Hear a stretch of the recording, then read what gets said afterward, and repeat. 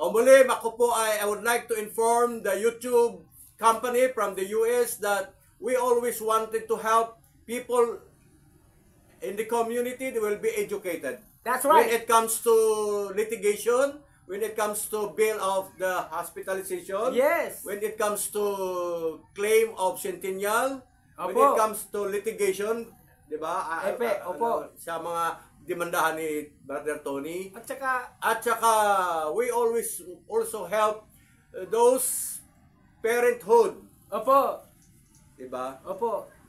Malaking grupo ito si Bishop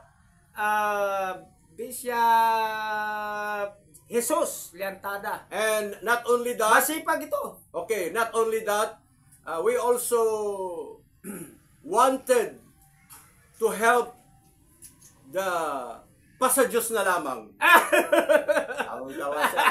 Tawang-tawa siya. Yung salita yan kasi- ang kinaham mo eh. Yun ang gustong-gusto mo. Kasi, Ipasadyos. yung kasing salitang ipasa Diyos. Ibig sabihin, nagnakaw ka na, nangdaya ka na, nangdugas ka na, nang-scam ka na, ipasadyos na lang. So, ang nangyari ngayon, ang ating bansa ngayon, puno ng mga puno ng mga patawad kasi nga, parang Pasa Diyos na lang. pasadyos na lang. Kaya nga ako natawa, Kuya Brother, kasi ang paggamit kasi sa salitang pasa Diyos, gamitin mo sa tama. Ha? Hindi nga, puro na lang pasadyos. May batas kasi, may batas. Kasi para matapos na tahimik na, ipasadyos na lang. Hindi ganoon kadali. So, nagbigay ako ng example. Sino ba yung kinausap ko na nagpunta dito?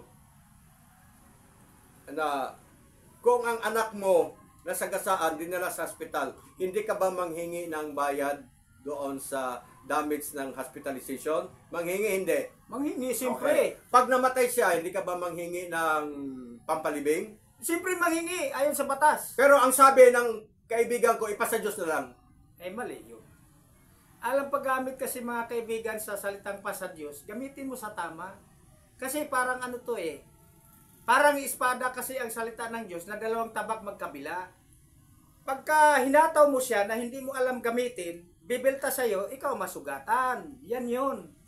Kaya ang salita ng Diyos, gamitin mo sa tamang paggamit. Binigyan kita ng karapatan magpaliwanag kasi siyempre. O, tuloy mo, brother. Okay, ganito yan. Okay na ba yun? Balik na tayo sa DSWD. Oo. Itong empleyado ng DSWD, ngayon na meron ng court order at your husband, na si Jess Lantada, ay nag-plead ng not guilty at na-dismiss yung kaso, ano pa ang inyong ginagawa? Sabi niya, meron pa ba daw siyang gagawin? Sabi ko, meron. Wag na doon sa DSWD magreklamo. Kasi maaring kakampihan.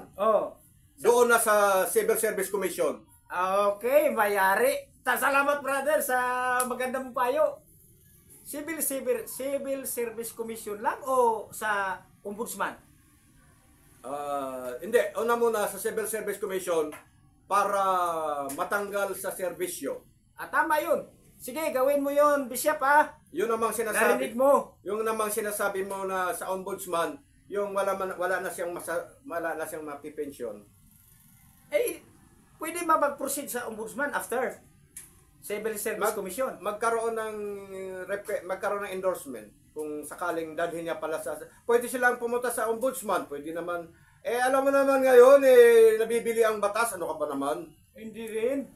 Ay, naku. Kasi nagiging ako noon sa Bantay Bayan Ombudsman, naging direktor ako, hindi nabibili yan. Alam mo, brother, paalala ko rin, sa mga taong nagbibinta ng batas, accountable kayo kay God. Tandaan nyo yan. May mini-maintain. Ha? May mini-maintain? May mini-maintain. Ano mang ginagawa niyo may sa... mini-maintain ng magbayad sa kuryente na 17,000.